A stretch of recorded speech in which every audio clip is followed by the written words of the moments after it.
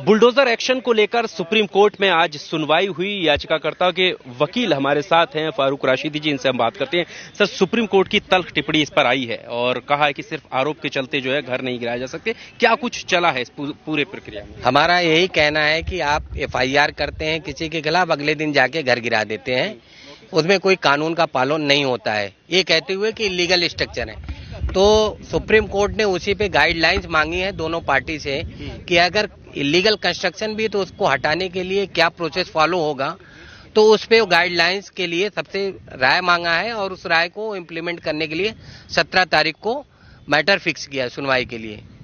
बाकी जो नोटिस की बात आ रही है कि स्टेट को नोटिस दिए जाएंगे, किस तरीके के नोटिस की बात आ रही है? नहीं, आज जो आईए फाइल हुई थी तो उसमें इम्प्लीमेंट एप्लीकेशन लोगों ने डाला था, जिनके मकान को डिमोलिश किया है वो लोग खुद आज यहाँ पे मौजूद थे, तो उनकी इम्प्लीमेंट अलाउ कर दी है। और कोर्ट ने कहा है कि हम ये जो गाइडलाइंस बनाएंगे पूरे भारतवर्ष में हर स्टेट में लागू होगी, पैन इंडिया लागू होगी।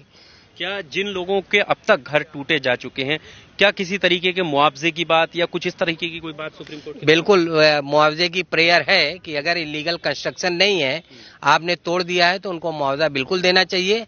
और अभी हाल में गुवाहाटी हाई कोर्ट ने एक मैटर में 36 लाख का मुआवजा पास किया है।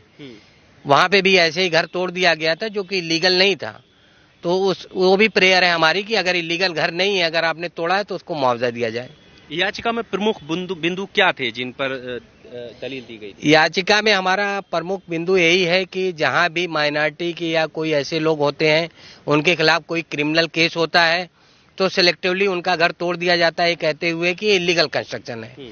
तो हमने कहा कि यहाँ पे कानून का पालन नहीं हो रहा, हमें ना नोटिस मिलता है, ना हमें अपील करने का समय मिलता है, ना तो हमें घर खाली करने का समय मिलता है। इमीडिएटली हमारा अगले दिन घर तोड़ दिया जाता है, उसके खिलाफ हम यहाँ आए थे। जो 3 राज्यों का जिक्र हुआ है उनमें घटनाएं भी मेंशन की गई थी, किन किन घटनाओं को लेकर? हाँ बिल्कुल, राजस्थान में उदयपुर की जो अभी घटना हालिया हुई है, और मध्य प्रदेश में जो शहजाद अली का हुआ है, और एक उत्तर प्रदेश में हुआ है, उसको भी मेंशन किया गया था। अयोध्या में जो बेकरी और ये सब तोड़ी गई उसको मेंशन किया था हम लोगों ने। अच्छा, तो इन सब चीजों को लेकर अब सुप्रीम कोर्ट ने क्या कुछ कहा है? अगली सुनवाई में किस तरीके की चीजें रहेंगी? सुप्रीम कोर्ट ने सजेशन मांगा है हम लोगों से, और सजेशन के हिसाब से वो लोग अपना एक गाइडलाइंस बनाएंगे जो पूरे भारतवर्ष में लागू होगी।